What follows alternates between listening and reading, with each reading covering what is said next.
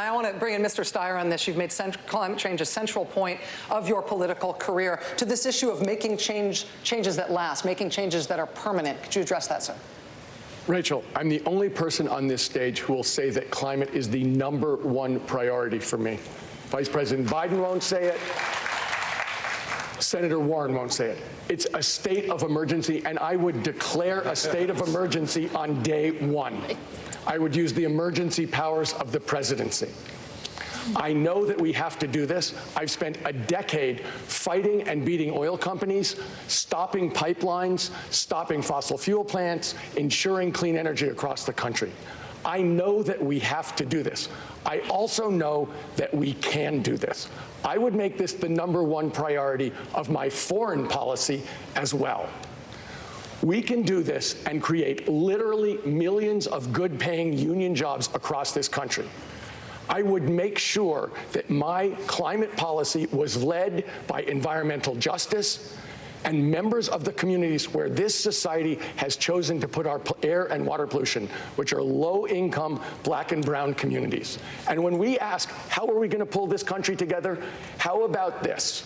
We take on the biggest challenge in history, we save the world, and we do it together. Do you think that would pull America together? I do.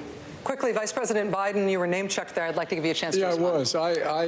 I think it is the existential threat to humanity. It's the #1 issue. And I might add, I don't really need kind of a lecture from my friend.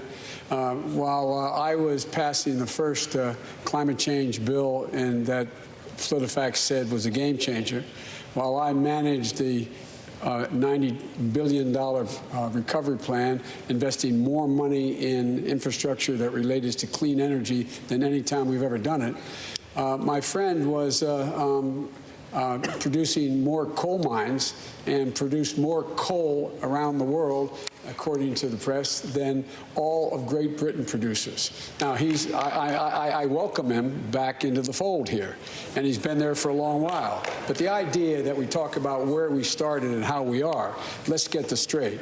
I think it is the existential threat of all time. Thank you, Mr. Vice President. You may respond, Mr. Steyer. Look, I came to the conclusion over 10 years ago that climate was the absolute problem of our society and was the unintended consequence of our whole country being based on fossil fuels.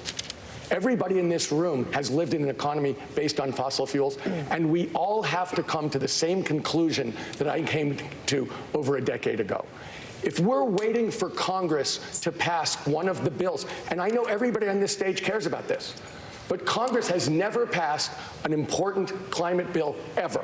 This is a problem which continues to get worse. That's why I'm saying it's a state of emergency. That's why I'm saying it's priority 1. If it isn't priority 1, it's not going to get done.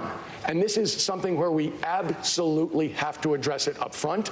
We have to make it the most important thing, and we can use it to rebuild and reimagine what the United States is. We can be the moral leaders of the world again while we clean up our air and water and create millions of good-paying jobs. Senator Sanders, I'm going to ask you to jump in here. I was also named in that. Tom, you stated... You were.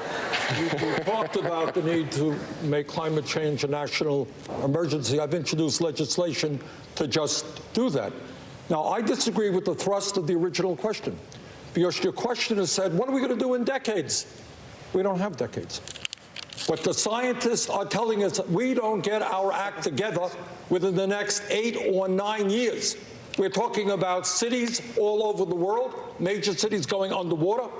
We're talking about increased drought, talking about increased extreme weather disturbances. The United Nations is telling us that in the years to come, there are going to be hundreds of millions of climate refugees, causing national security issues all over the world. What we have got to do tonight, and I will do as president, is to tell the fossil fuel industry that their short-term profits are not more important than the future of this planet. And by the way, the fossil fuel industry is probably criminally liable, because they have lied and lied and lied when they had the evidence that their carbon products were destroying the planet. And maybe we should think about prosecuting them as well. Thank you, Senator.